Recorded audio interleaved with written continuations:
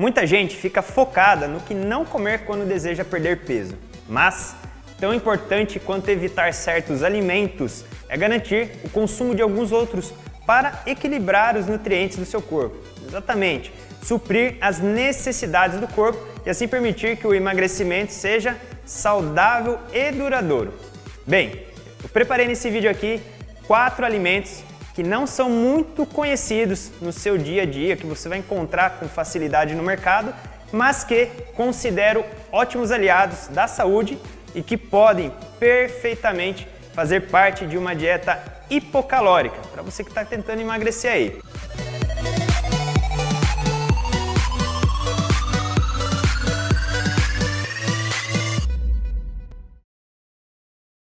Lembrando, pessoal, que dieta hipocalórica significa uma dieta focada na perda de peso, exatamente, onde as calorias consumidas são restritas e obrigatoriamente menores que as calorias gastas durante o seu dia.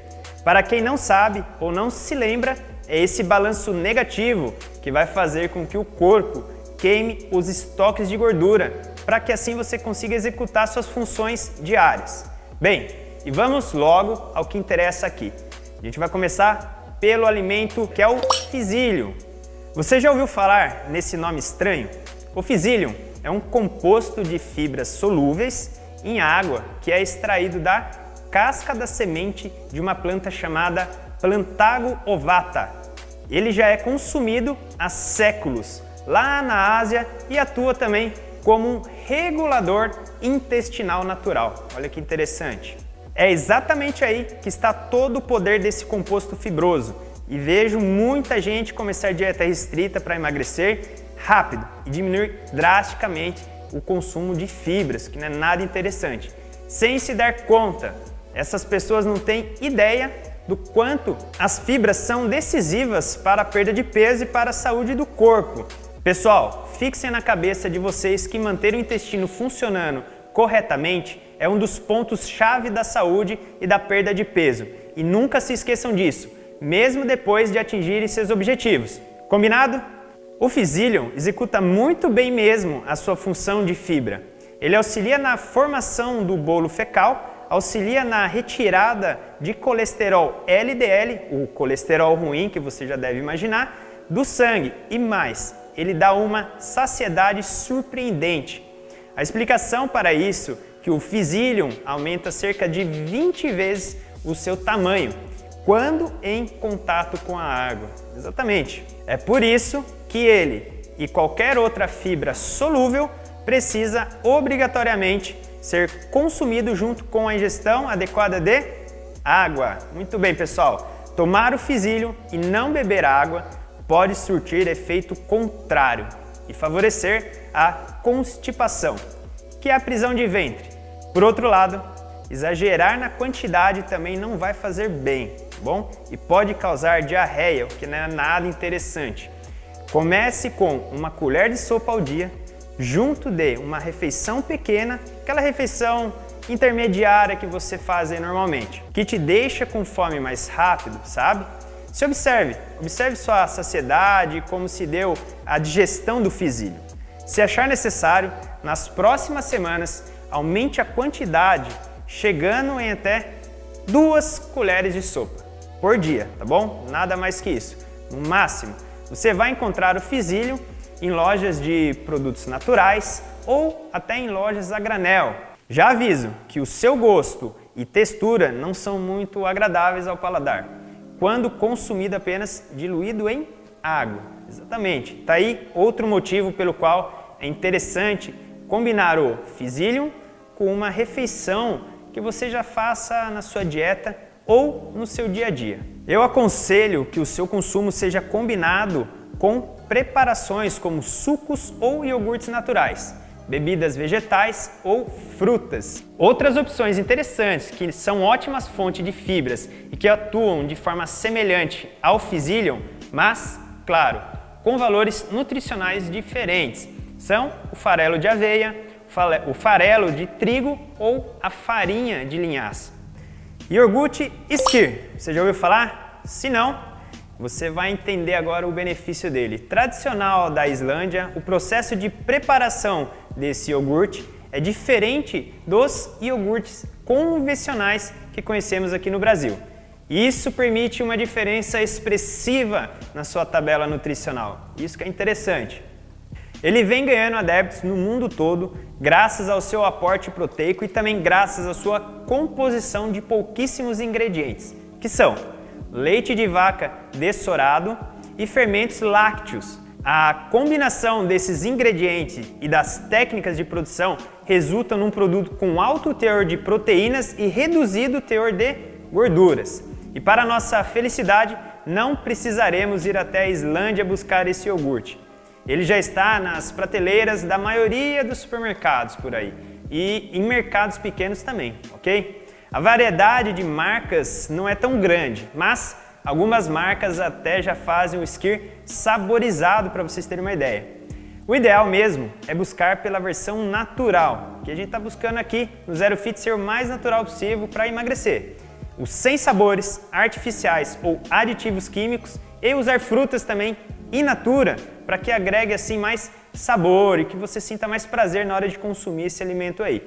Claro, nutrientes à refeição é super importante para você que está nessa busca do emagrecimento.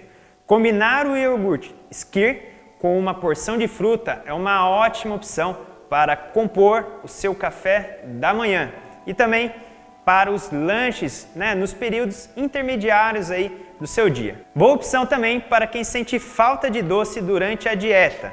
Dá para encaixar o Physilium da dica anterior nessa combinação também. E não para por aí, pessoal. O skyr é versátil.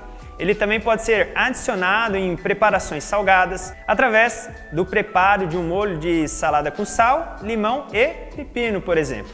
Use a sua criatividade a seu favor. A sua dieta vai ficar muito mais fácil, pode ter certeza disso, ok? Agora, pessoal, a gente vai para o alimento que é o quê? O pão de fermentação natural. Você já ouviu falar? Se não, fica comigo aí nesse vídeo. Vamos lá. Eu sei que o pão é a perdição de muita gente, eu sei disso. No mercado existem versões e versões, mas é muito difícil industrializar o pão de forma sem precisar usar compostos industriais que o façam durar mais na prateleira. O pão de fermentação natural pode levar dias para ficar pronto, pessoal, mas não requer nenhum aditivo, químico ou conservantes, o que é bem interessante para a gente aqui. A maioria das receitas tem como base somente água e farinha, exatamente, respeitando a forma como os pães eram feitos nos velhos tempos. Esses dois ingredientes misturados nas proporções certas, manuseadas corretamente e colocadas sob temperatura adequada, favorecem a ação de micro-organismos que se transformam no próprio fermento, que pode levar vários nomes, como levain, sourdough, starter, pasta madre, massa madre ou massa azeda. Tá bom, coach, mas por que o pão de fermentação é uma boa opção para quem está em processo de emagrecimento? Bem, porque ele é uma opção de pão mais saudável, exatamente. E tem mais motivos também, pessoal.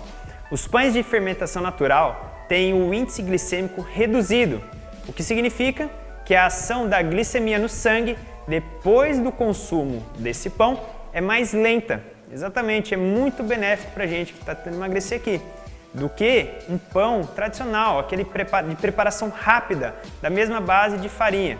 A sua digestão é mais facilitada, porque o teor de glúten dos pães produzidos dessa forma é menor.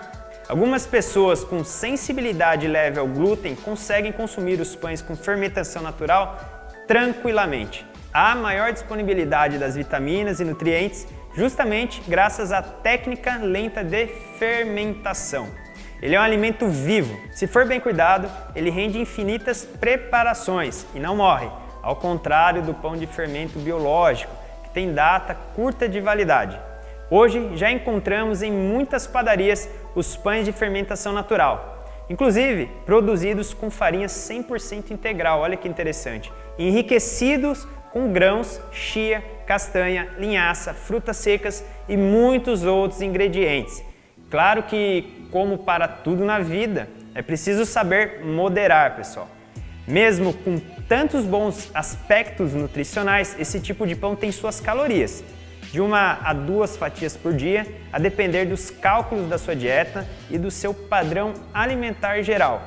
Estarão de bom tamanho. E por último, e não menos importante, o tahine, pessoal, exatamente. Então, eu já falei de uma fonte de fibras, de uma fonte de proteínas e de uma fonte de carboidratos. E agora é a vez de uma fonte de gordura boa. Vamos lá, o tahine não é novidade. É super popular no Oriente Médio, mas por aqui ele é um pouco explorado. Ele é produzido a partir de sementes de gergelim que são tostadas e moídas até atingirem uma textura cremosa. Ele é comercializado em supermercados e em lojas de produtos naturais e podem também ser feitos em casa. Exatamente. Essa fonte de gordura boa é rica em ômega 6 e a sua composição nutricional também agrega cálcio, magnésio, zinco e vitaminas do complexo B. Para quem consome, óbvio. Se você quer variar a pasta de amendoim ou a manteiga, por exemplo, o tahine pode ser uma boa aposta para você. Pessoal, finalizamos aqui então esse vídeo.